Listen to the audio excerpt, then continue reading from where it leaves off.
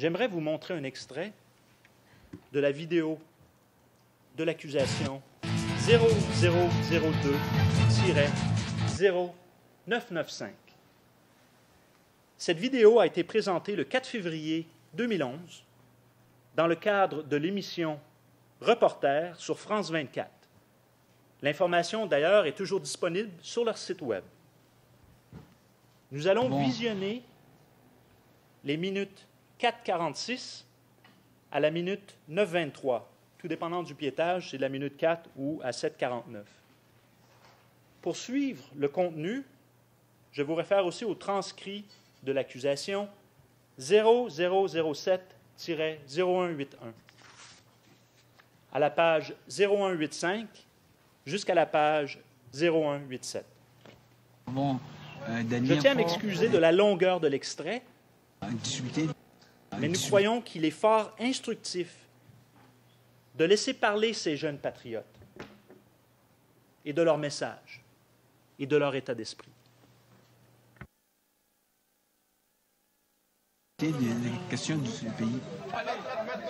Comme chaque jour depuis le début de la crise politique, les jeunes patriotes se réunissent en ce qu'ils appellent le Parlement. Depuis que la communauté internationale menace de déloger Laurent Gbagbo par les armes, c'est la guerre qui est à l'ordre du jour. Alors rapidement, le ton monte.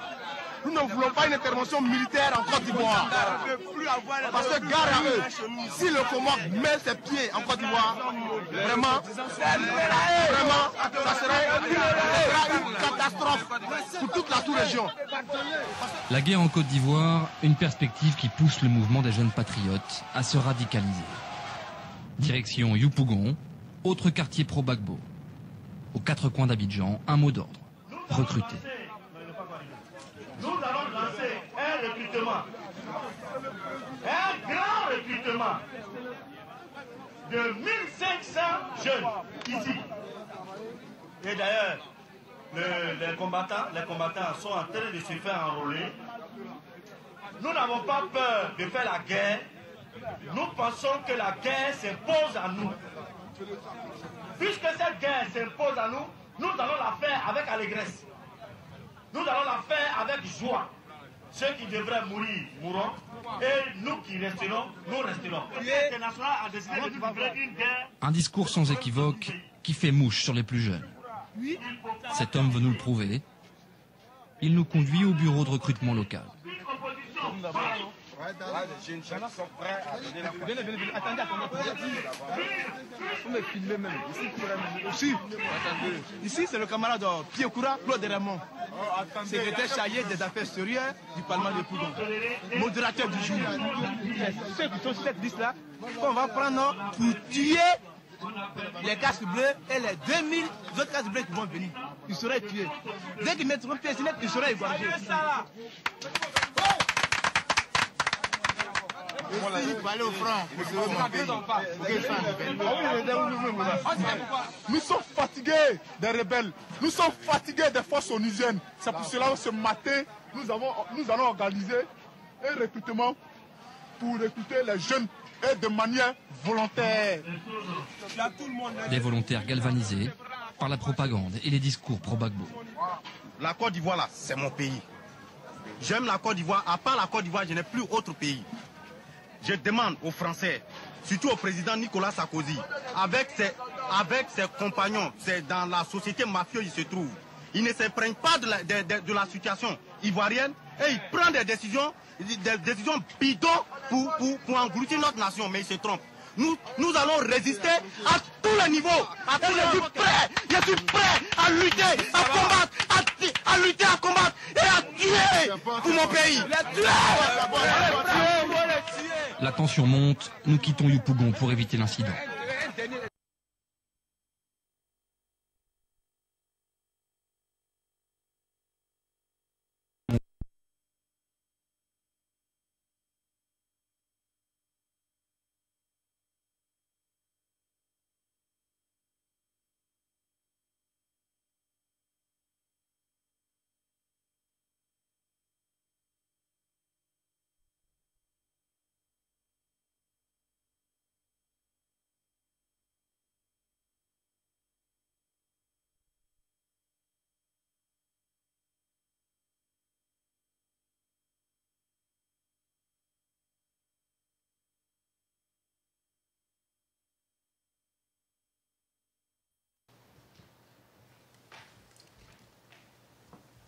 nous vous soumettons que cet extrait vidéo traduit bien l'état d'esprit qui animait ces parlements. Et n'ayez crainte, il s'agit bien du Parlement de Yopougon, le transcrit le confirme et la réécoute. Le bureau de recrutement se situait à Yopougon lors de la crise post-électorale. Cette vidéo indique aussi clairement que les jeunes patriotes étaient au service de M. Gbagbo. Cette vidéo corrobore aussi le témoin P108 qui affirme que Guy Berti, le dernier monsieur qu'on a vu sur cette vidéo, était bien le président du Parlement de Yopougon, l'un des bras droits directs de M. Bégoudet, qui, selon le témoin, distribuait les armes et était impliqué dans les événements qui se sont passés à Yopougon. Je vous réfère à sa déclaration de l'accusation 0013-0108 au paragraphe 28, 87 et 154. Madame la Présidente, honorable juge, j'aimerais revenir maintenant sur le livre. Le commandant invisible raconte la bataille d'Abidjan. La défense s'appuie sur ce livre pour étayer sa thèse au sujet de la marche des femmes et du climat, entre autres, qui régnait à Abobo à l'époque de la crise. Au transcrit 19, page 12, ligne 13 à 25, la défense précise, et je cite, « Donc, pendant que certaines femmes faisaient mine de marcher, d'autres étaient couchées, et puis on a versé du sang du mouton sur elles. Et c'est cela que nos informaticiens ont filmé pour venir faire des montages. C'est comme cela que ça s'est passé. Ce sont des falsifications que nos informaticiens ont faites qui donnent l'impression que c'est de la réalité. Et à l'issue du montage, l'œuvre d'art a été présentée et mise sur la tête de Gbagbo. À ce moment-là, on citait le livre.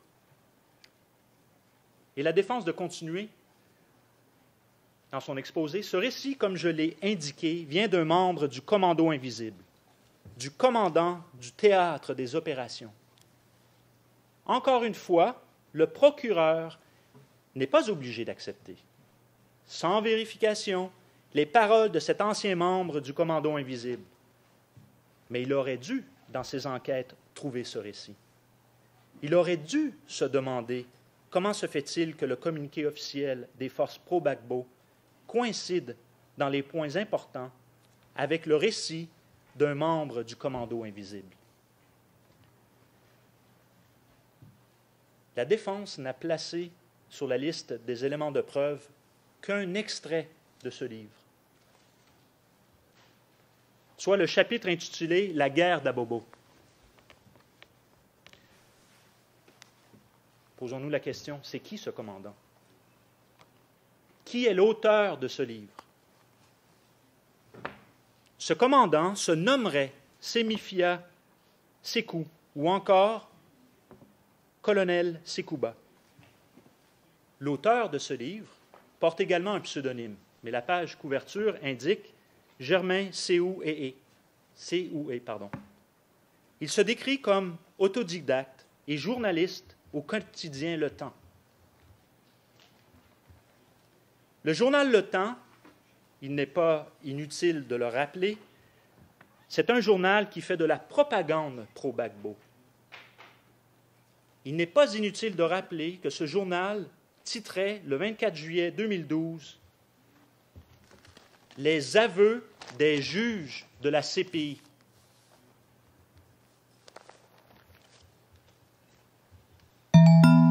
Revenons au livre.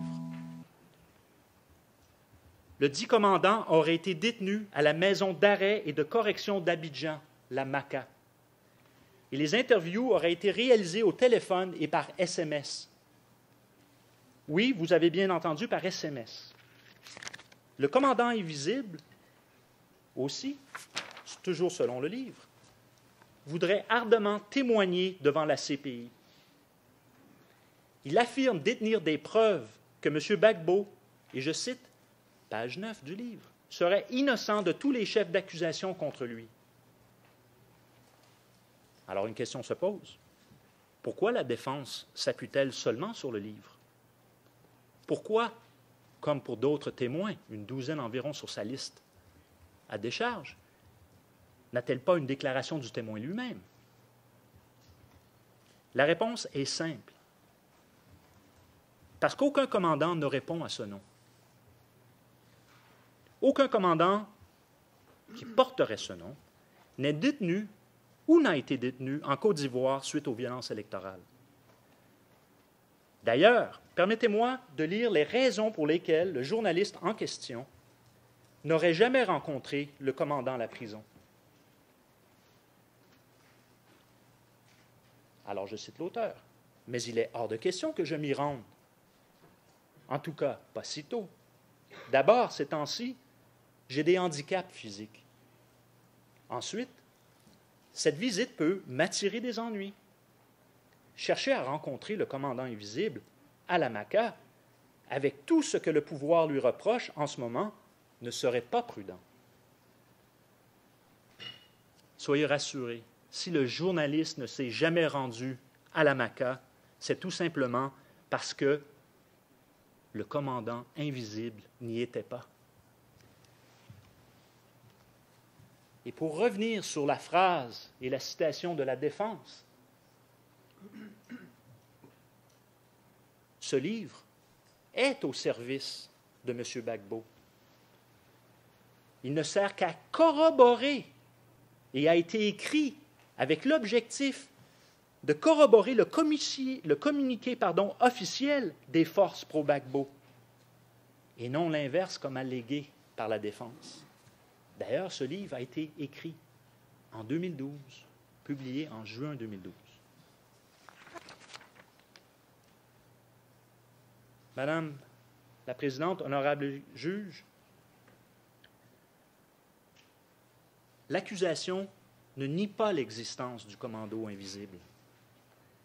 L'accusation ne nie pas qu'il ait pu attaquer et tuer des FDS et des éléments de la police dans le quartier d'Abobo. Mais l'existence de ce commando ne justifie en rien le meurtre gratuit de civils. Ne justifie en rien le meurtre de femmes le 3 mars 2011. Et encore moins le bombardement du marché le 17 mars 2011. J'aimerais maintenant revenir sur la maxime latine auquel la défense a fait allusion à au moins 3 reprises. Testis unus, testis nullus. La défense a fait référence à cette maxime lors de sa présentation au sujet de l'incident du 17 mars 2011. Vous pouvez retrouver le tout au transcrit 19, ET, page 20. Elle a aussi fait référence à cette maxime lorsque, référant à un témoin de violence sexuelle au sujet de l'incident de Yopougon, toujours le transcrit 19, page 36. Et enfin, le transcrit toujours 19, page 42, toujours au sujet de l'incident de Yopougon. Mais que signifie cette maxime au juste? Eh bien, et loin de moi le désir de vouloir faire un cours de droit, il s'agit d'un vieil adage de jurisprudence qui s'emploie pour faire entendre que le témoignage d'un seul témoin ne suffit pas pour établir en justice la vérité d'un fait. Autrefois, on avait, en quelque sorte, plus d'égard à la quantité des témoins qu'à la qualité. Un témoin ne faisant qu'une demi-preuve. 2 témoins formaient la preuve entière. Est-il utile de rappeler que, évidemment, le droit a évolué depuis, et surtout, la règle 63, paragraphe 4 du règlement de preuve et de procédure de cette Cour, qui clairement établit qu'aucune corroboration n'est nécessaire pour prouver l'existence d'un crime, et en particulier en matière de violence sexuelle. Mais revenons sur le nombre de victimes civiles lors de l'incident de Yopougon. Je vous rappelle simplement la vidéo de l'accusation 0020-0395 qui corrobore l'incident et la mort de nombreuses victimes. Madame la Présidente, honorable juge, la défense fait grand cas aussi des éléments potentiellement à décharge fournis par certains témoins initiés de l'accusation, tels P9, P11, P46. Je crois qu'il est utile de rappeler à la Cour, à cette Chambre, que les témoins ont été interrogés en application de la règle 55.2 et qu'il s'agissait aussi d'un premier entretien. Également, forcément vu leur position d'autorité et leurs allégeances à M. Gbagbo à l'époque des faits, ils ont pu chercher à se protéger. Ultimement, c'est ça qui est important, la Chambre doit apprécier leur déclaration au regard de l'ensemble des éléments de preuve versés au dossier et surtout à la lumière de l'objet spécifique et limité de l'audience de confirmation des charges. Madame la Présidente, honorable juge, j'aimerais maintenant citer le témoin P44, qui, je crois, traduit bien l'état d'esprit de M. Gbagbo au moment des faits. Et je m'excuse auprès des interprètes qui ont notre texte. J'ai sauté un paragraphe, sciemment sauté un paragraphe, vu le temps qui avance. Allons à la pièce 0014-0590, page 0597, les lignes 225 et suivantes. Et je cite le témoin P44.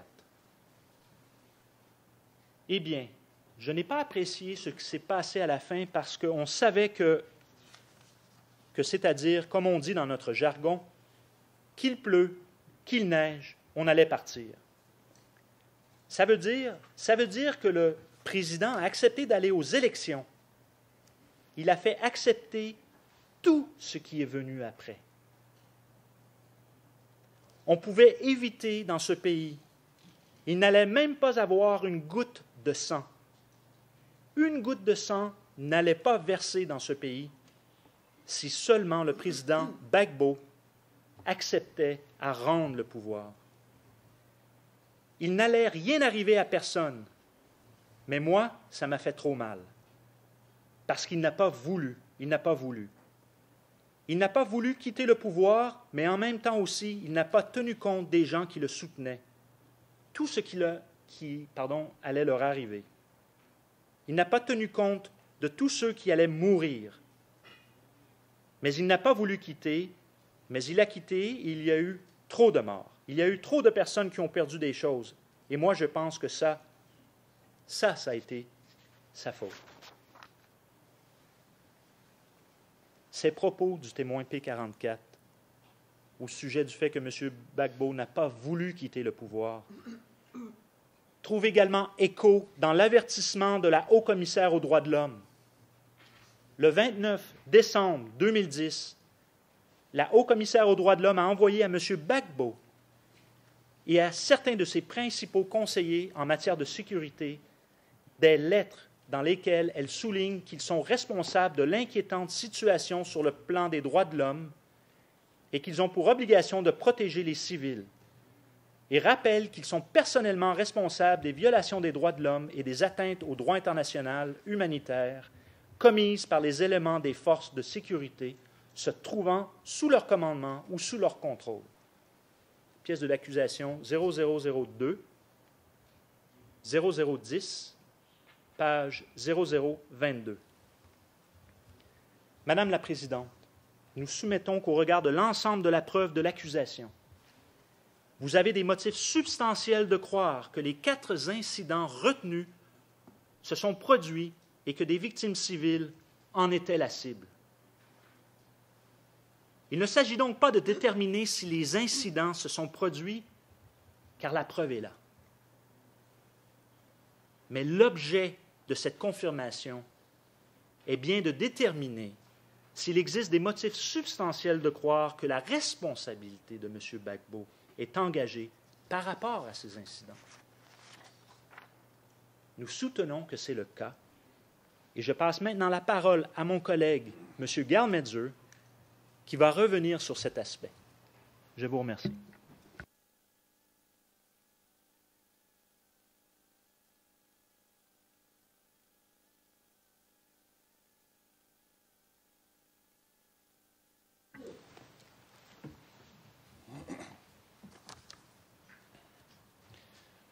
Good afternoon, Your Honor.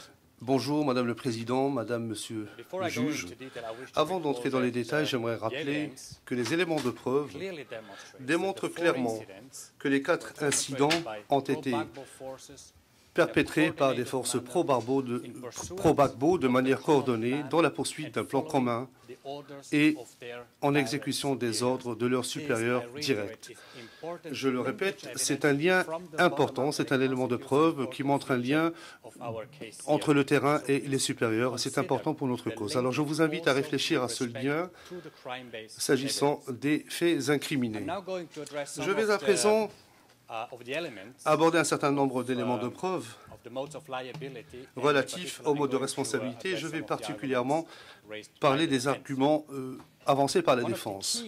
Un des arguments clés de la défense visant à nier l'existence d'une structure organisée de pouvoir est la pénurie prétendue d'armes dont disposaient les forces pro-Gbagbo. Or, les éléments de preuve montrent de manière abondante que les forces pro-Gbagbo disposaient de suffisamment d'armes. Des armes de guerre ainsi que des armes classiques ont été utilisées pour commettre les crimes.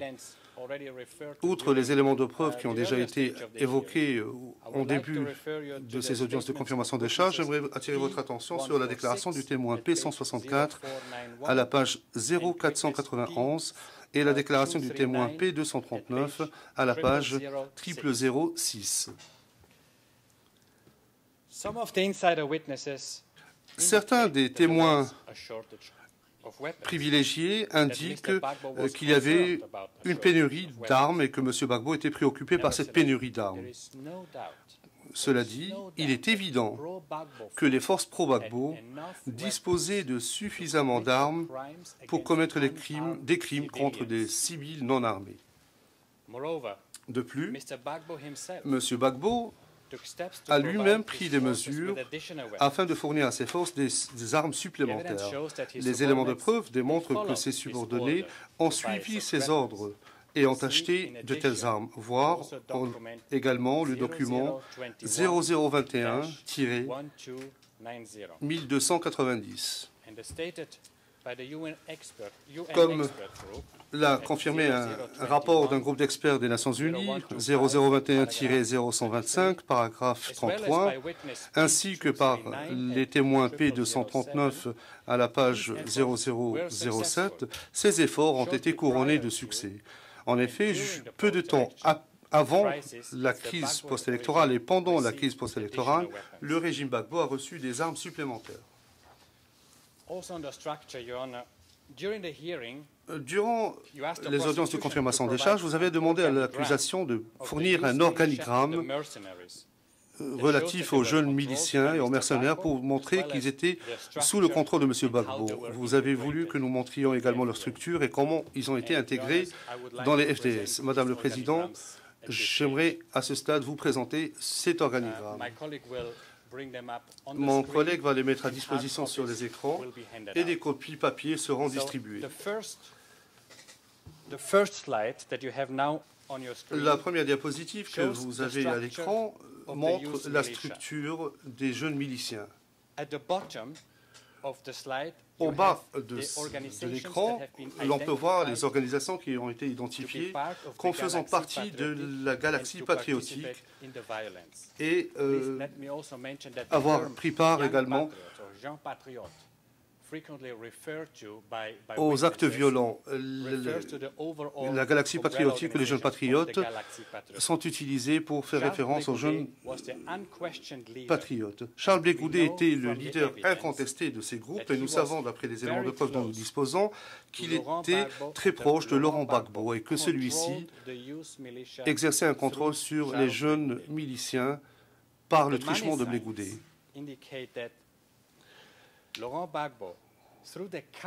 Le symbole de l'argent montre qu'il y a eu des paiements versés aux chefs des différents groupes de jeunes. De plus, nous avons Simone Gbagbo qui, d'après le témoin 44, a émis des ordres directs, a donné des ordres directs à Charles Blé Goudé. Nous savons également, d'après les éléments de preuve, que Simone Gbagbo ne pouvait rien faire à l'insu de son mari. Je voudrais attirer votre attention maintenant sur la diapositive suivante, qui démontre comment le CNRD est intégré dans la structure. Le CNRD, comme nous l'avons expliqué dans une précédente présentation, est une plateforme politique qui comprend des dirigeants politiques, notamment, et des dirigeants de nombreux groupes de jeunes violents. Simone Gbagbo était le chef de ce groupe et Blé Goudé en était membre. Et nous savons également, d'après le compte-rendu de ces réunions, que Simone Gbagbo consultait son mari avant de prendre une quelconque action. Madame la Présidente, nous vous présentons également un autre document qui comprend toutes les références ERN qui confirment ce que nous venons de vous démontrer. Permettez-moi maintenant de parler maintenant d'une structure parallèle par le biais de laquelle M. Gbagbo exerçait un contrôle sur les miliciens. Il s'agit de la structure des FDS. À l'écran, vous pouvez voir les 5 branches des FDS qui ont participé à la commission des crimes. Excusez-moi, oui. Pardon de vous interrompre. Madame le Président, la Défense souhaiterait savoir l'origine de ces pièces, si ça a été constitué par le bureau du procureur. Et plus généralement, la Défense s'étonne du procédé qui consiste à amener des pièces en dernière minute, en particulier des organigrammes qui auraient dû être présentés logiquement au début de la présentation des preuves du procureur. Mais en tout cas, nous souhaiterions savoir ce que sont ces pièces. Elles ne nous ont pas été divulguées. Je vous remercie. Madame la Présidente, premièrement, l'accusation s'appuie uniquement sur des éléments sur sa liste des éléments en charge, tels que mentionnés par mon collègue. Toutes les références seront fournies. Il s'agit d'une présentation PowerPoint au soutien de notre présentation finale orale, et c'est suite à la demande de la Chambre elle-même que nous fournissons dès maintenant. On avait l'option de le faire à l'écrit. On s'est dit, pourquoi pas prendre les devants, le faire ici, dans cette enceinte. Alors, n'ayez crainte, il n'y a pas de surprise, on n'a pas inventé, on s'est basé sur les éléments en charge. Je vous remercie. Je vous remercie. Vous pouvez continuer, s'il vous plaît. Thank you, Your Honor. Monsieur Galmetzer, merci Madame la Présidente. La deuxième structure montre la structure des FDS qui comporte 5 unités qui ont été impliquées dans la commission des crimes. Philippe Mangou, le chef d'état-major, a assuré la coordination des activités pendant le conflit armé, pendant la crise et la violence post-électorale. Et il relevait du président Gbagbo, soit en passant par le ministre de la Défense ou faisait des comptes rendus directement au président. Ensuite,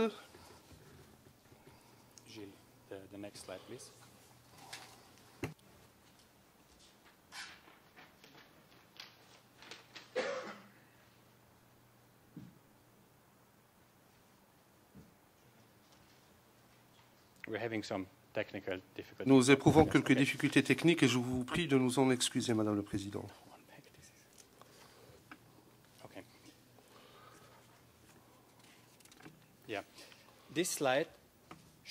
Ici, l'on peut voir les unités des FDS dans lesquelles ont été intégrés les jeunes miliciens, notamment ceux qui font partie du cadre orange. En haut à droite, l'on peut voir des encadrés avec le nom de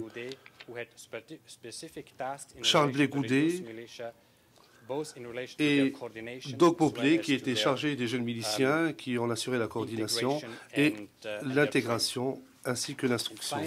Enfin, la dernière diapositive montre comment les mercenaires ont été intégrés dans les FDS,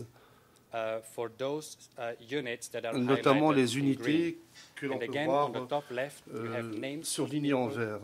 Il y a également le nom de ceux qui ont joué des rôles clés dans le recrutement et le financement ainsi que dans le cadre d'autres tâches.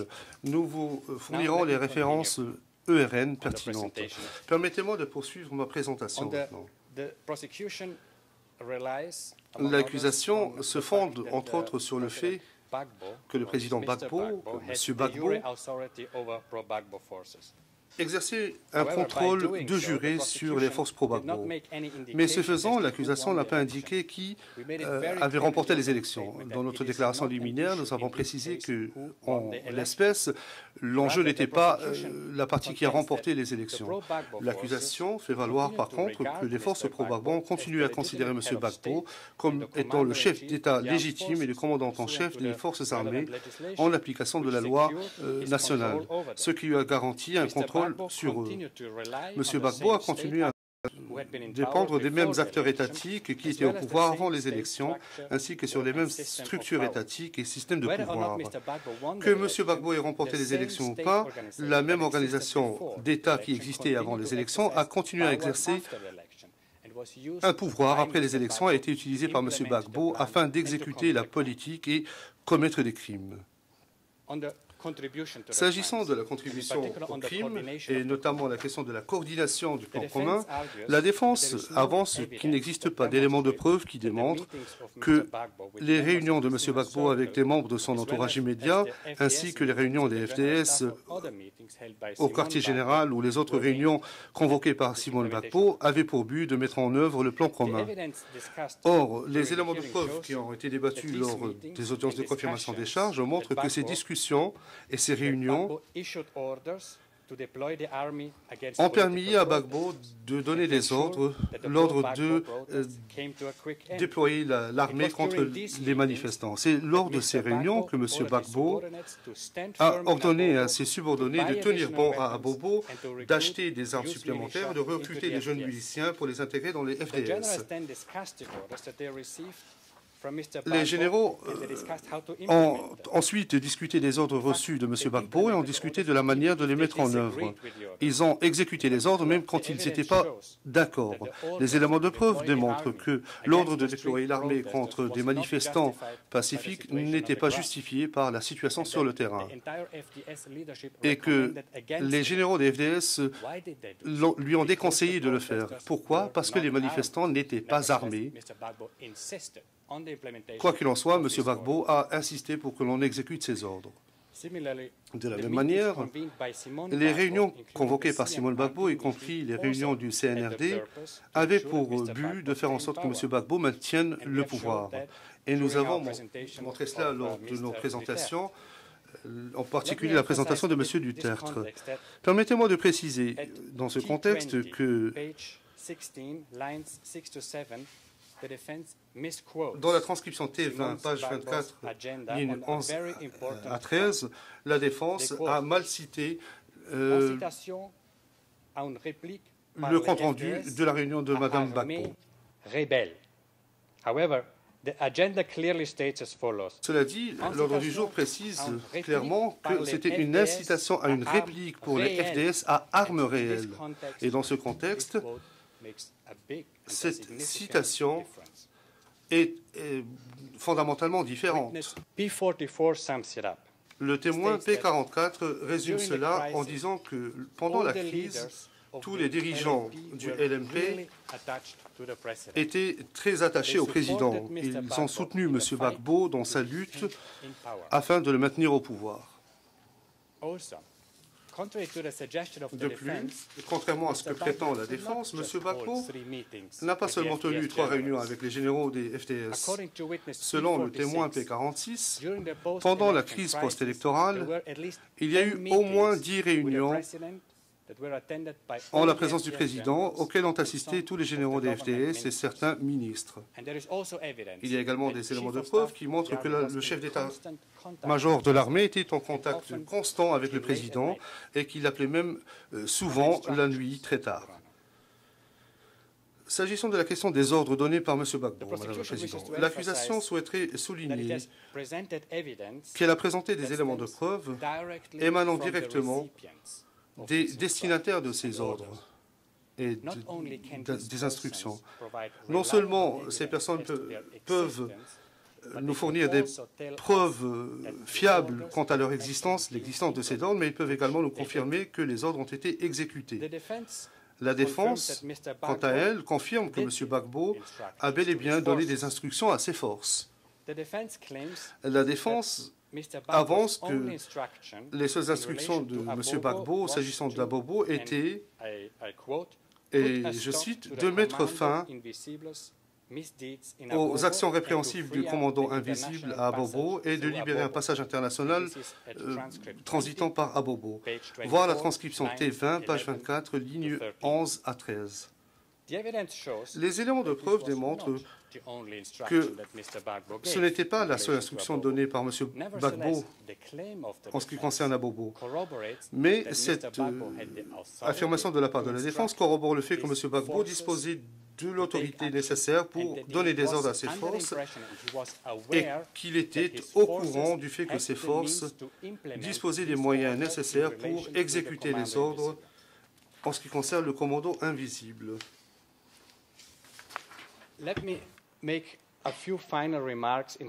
Quelques remarques au sujet du mode de responsabilité. L'accusation a choisi de porter des accusations à l'encontre de M. Gbagbo en l'application de l'article 25.3a et d, car ces modes couvrent la totalité du comportement criminel de M. Gbagbo. L'accusation fait valoir que la Chambre devrait permettre que le comportement de M. Gbagbo, dans son ensemble, fasse l'objet de la présente procédure, évidemment en respectant le critère applicable. Cela dit, comme nous l'avons dit précédemment, tous les autres modes de responsabilité, à l'exception de la commission directe en application de l'article 25.3a, sont constitués par les faits et les circonstances compris dans la présente affaire. Cela s'applique également à l'article 28. Dès lors, la question qui a été posée par la Chambre à l'accusation permet aux parties de prendre note de ce qui suit. Les parties ont eu l'occasion de formuler des observations et continueront à avoir l'occasion de le faire dans le cadre de leur mémoire en clôture écrit. Par conséquent, l'accusation est d'avis que la Chambre devrait, en plus de confirmer les charges en vertu de l'article 25.3a et d, inclure les charges en vertu de l'article 28. La défense estime que les articles 25.3a et d sont incompatibles, car la même personne ne peut être en même temps auteur principal et complice. Par conséquent, la défense avance que la Chambre ne devrait pas retenir les charges en vertu de l'article 25.3d si elle est persuadée que l'accusation a satisfait aux critères à la charge en vertu de l'article 25.3a. Or, il n'appartient pas à la Chambre de se prononcer sur la culpabilité ou l'innocence de l'accusé. C'est à une chambre de première instance de statuer sur ce point. Deuxièmement, du point de vue juridique, tous les modes de responsabilité restent ouverts à la discussion, et ce, pendant toute la procédure. C'est pourquoi les articles 74.2 et le règlement 55 autorisent la Chambre de première instance de procéder à une requalification juridique des faits et circonstances, et ce, jusqu'à la fin du procès, sous réserve de respecter les principes de procès équitable et de diligence du procès. Troisièmement, nous estimons qu'il est de l'intérêt de la défense de promouvoir les principes d'un procès équitable, que la défense bénéficie d'une notification rapide que d'autres modes de responsabilité pourraient être envisagés par la Chambre. Voilà qui met fin à ma présentation. Je redonne la parole à mon collègue, M. MacDonald.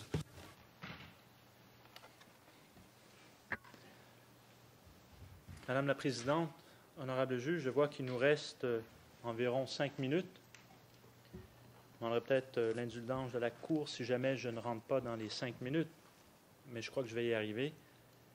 ceci m'amène à mentionner, comme y a fait référence mon collègue, qu'il y aura des conclusions écrites et que celles-ci, théoriquement, je crois, sont limitées à 20 pages. Alors, j'inviterai peut-être la Chambre, je fais cette demande à cette étape-ci, de nous permettre d'étendre, et je laisse le tout à la discrétion de la Chambre, mais d'une dizaine à 20 pages environ, ces 20 pages, pour qu'on puisse, évidemment, revenir un peu plus en détail sur certains des éléments qui sont au cœur de cette affaire.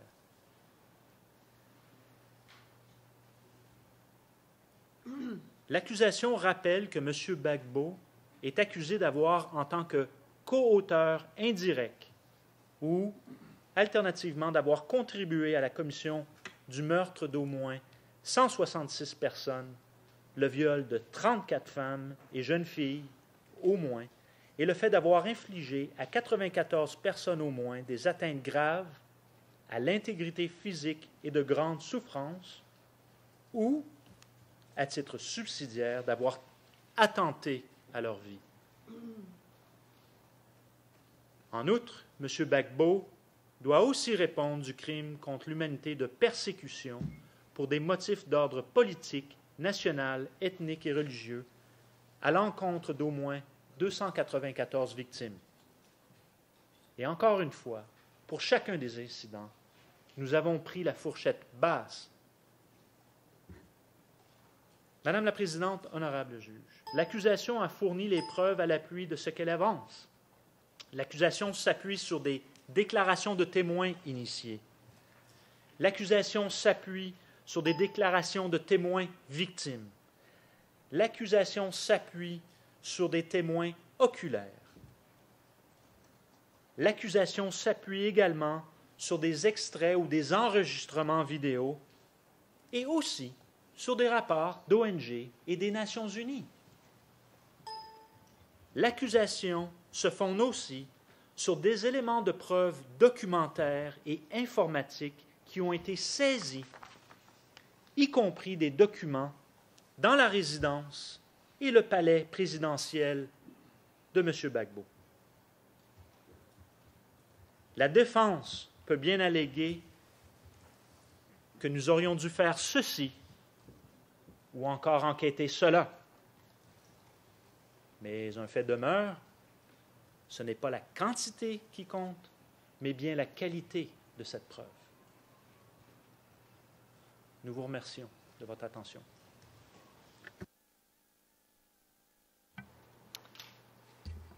Je vous remercie. Nous allons maintenant suspendre l'audience pendant 30 minutes et nous reprendrons à 16 heures. All rise, vous vous levez.